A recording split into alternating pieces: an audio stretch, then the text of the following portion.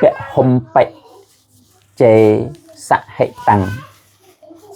phía sama nào nẹ tắc cả ráo hao tế nẹ rô bạc mặt tàu cô bao vẽ kia vụ kẹt nẹ dăng bạc rê sẵn nẹ phía kẹt vía xa manh nhạc sắc hao tế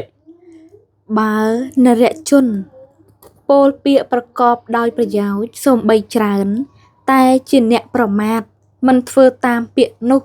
រមែងជាអ្នកមិនមានចំណែកសាមញ្ញផលឡើយដូចអ្នករក្សាគោការរាប់គោប្រគល់ឲ្យអ្នកដតីហើយជាអ្នកមិនបានបរិភោគនៅបញ្ចគោរសដូច្នោះឯង សូមអនុមោទនា